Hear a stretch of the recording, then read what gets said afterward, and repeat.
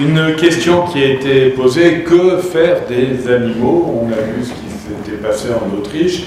Et là, il y a une proposition d'Essa Reimers. Pardonnez-moi.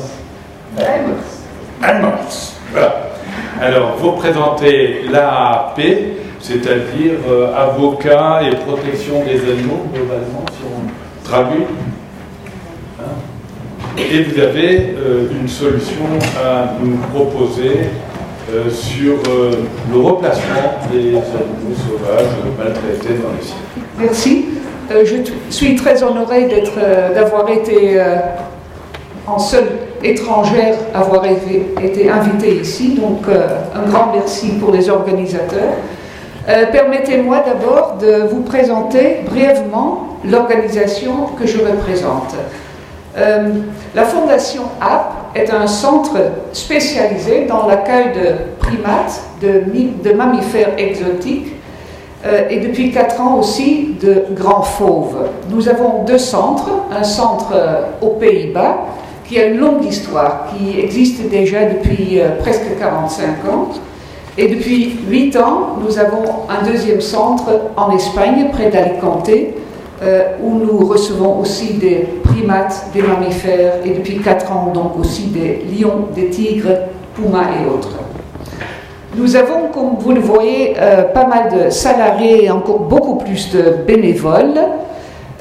Nos salariés, ce sont surtout nos spécialistes, c'est-à-dire nos vétérinaires, notre équipe médicale, nos biologistes comportementalistes, et les soigneurs qui sont spécialisés dans le travail avec certaines espèces, différentes espèces de primates, de chimpanzés jusqu'aux magots, et aussi donc de ratons laveurs jusqu'à l'octodon et de lions et de tigres. Nos principes de travail, c'est l'accueil temporaire, avec en premier temps aussi une phase de quarantaine où tous les animaux sont testés, les tests de sel, les tests de sang, mais aussi une période d'observation de leur comportement. Le cœur de notre travail, c'est le travail qu'on fait sur la réhabilitation des animaux. Cette réhabilitation diffère bien évidemment selon les espèces. Pour les primates, il s'agit toujours de les introduire de nouveau avec d'autres congénères. C'est souvent des animaux qui ont vécu tout seuls, qui ont vécu pas mal de temps en cage et qui donc doivent vraiment se réhabituer à être de nouveau un singe. Et comme ça, on travaille selon chaque espèce. Notre but n'est pas de faire collection, de garder les animaux chez nous. Donc, la 3e phase de notre travail, c'est le placement, et c'est toujours un placement dans des établissements qualifiés où nous négocions des conditions propres à chaque espèce que nous plaçons. Notre stratégie ne se limite pas uniquement à l'accueil, la réhabilitation et les soins pour les animaux, mais s'inscrit dans un travail beaucoup plus large de prévention au sens large du terme. Parlons un peu de chiffres. Nous recevons des demandes d'accueil d'un peu partout en Europe. Et comme vous voyez dans cette diapo, le nombre de demandes n'a fait qu'augmenter au cours des années. Si je parle plus spécifiquement des demandes de sauvetage d'animaux de cirque, au niveau européen, vous voyez que nous avons reçu des demandes d'accueil pour 452 animaux, dont nous avons pu en accueillir 70, donc 15% des demandes d'accueil. Si nous regardons plus spécifiquement pour les cas françaises, nous avons eu au cours des 16 dernières années, 158 demandes pour des animaux de cirque, dont nous avons pu accueillir 16 individus.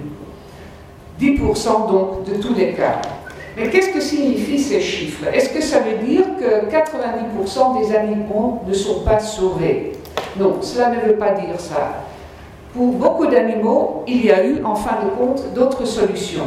Il y a eu, par exemple, des cas qui ont été accueillis par nos collègues du refuge de l'Arche, des cas qui ont été pris par Tonga Terre d'accueil, et même des animaux qui sont allés directement dans des parcs zoologiques après confiscation ou abandon par le cirque. Il y a aussi, et ça arrive malheureusement très très régulièrement, des dossiers fermés. Des dossiers fermés parce que les autorités ont en fin de compte décidé de régulariser les animaux dans le cirque, ou parce que le cirque s'est déplacé d'un endroit à l'autre, et qu'il y a ensuite d'autres autorités qui sont impliquées et la confiscation ne peut pas avoir lieu. On a vu aussi des cas dans lesquels la confiscation, au dernier moment, n'a pas pu avoir lieu parce que la préfecture a retiré, par exemple, la permission ou pour d'autres raisons administratives. On voit, en fin de compte, qu'il y a un déséquilibre en ce moment entre le nombre de places disponibles après les confiscations et abandons par le cirque et les places réellement disponibles et les demandes qui ont été faites. Je passe plus sur celle-là. Alors, qu'est-ce qui se passe avec ces animaux après leur sortie de cirque? Je vous donnerai quelques exemples. Voici Jas, Nia, Dio et Kucha. C'est des babouins amadrias qui ont été confisqués il y a 3 ans dans un cirque français. Vous les voyez sur la gauche, comment ils étaient dans le cirque, dans des conditions pas très agréables.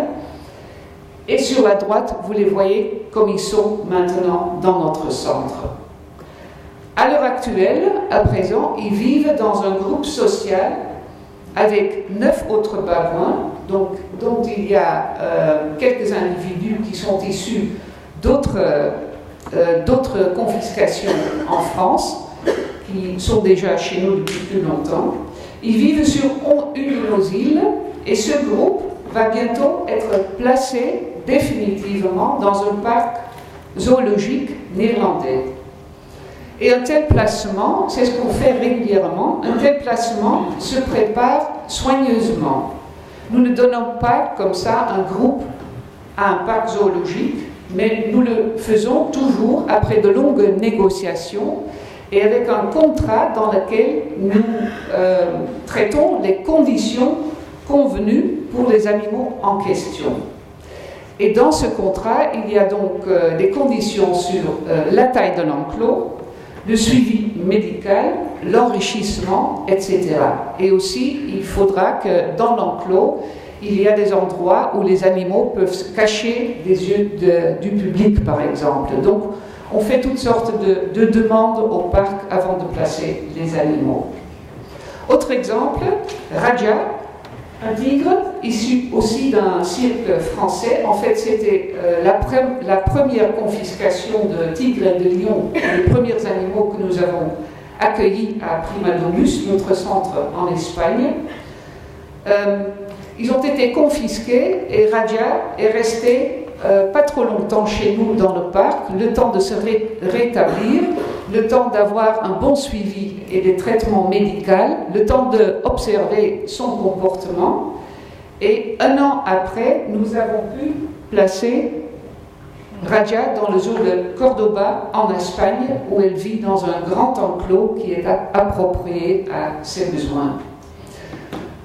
Il faut insister aussi sur le fait que nous ne donnons pas les animaux aux zoos ou aux réserves dans lesquelles nous les plaçons. Tous les animaux restent jusqu'au restant de leur jour la propriété de la Fondation APP. Donc si jamais il y a un problème dans le parc zoologique, ou dans le cas des primates par exemple, qu'il y a des changements dans le groupe, on peut reprendre des individus. Dernier exemple auquel je passerai très brièvement, Nala, c'est un lion qui a été aussi confisqué en France en début de l'année dernière et après un séjour chez nous à Primadurus, elle a pu être placée maintenant dans une réserve Lions Rock en Afrique du Sud, où elle dispose d'un très grand réserve. Je passerai sur le cas de Regina pour finir à dire, bien sûr, on pourrait donner beaucoup plus d'exemples sur des animaux qu'on a pu prendre. Pour finir, je voudrais vous dire que la Fondation APP, dans le cadre de la prévention et du travail plus suivi qu'on fait, plaide évidemment, comme Paris Animaux Zoopolis, pour une Europe où il n'y a plus d'animaux sauvages dans les cirques. APP plaide, comme Amandine l'a dit aussi, plaide pourtant à procéder graduellement, parce qu'il faut bien organiser l'accueil de ces animaux. Il n'y a pas en ce moment, en France, à Monidale, suffisamment de place pour prendre tous les animaux qui sont encore dans les cirques.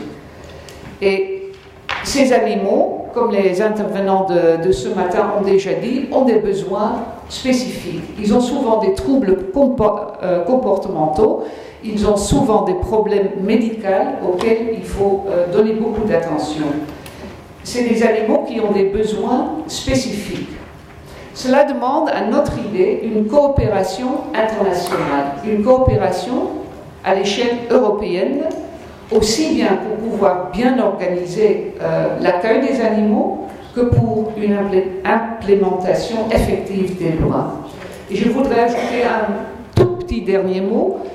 Pour cette coopération européenne, la Fondation APP a pris, il y a quelques années, l'initiative de créer un réseau international de centres de sauvetage qui s'appelle EARS, the European Association of Sanctuaries and Sanctuaries. Et ce réseau, c'est tous des centres de sauvetage spécialisés dans certaines espèces. Donc ils disposent tous de soigneurs, d'équipes médicaux qui sont spécialisés dans certaines espèces. Et ça, c'est une solution beaucoup plus durable que d'essayer de faire tout dans un seul pays. Évidemment, je n'ai pu toucher que très brièvement, et je pourrais dire beaucoup plus. Il me reste à vous remercier de votre attention.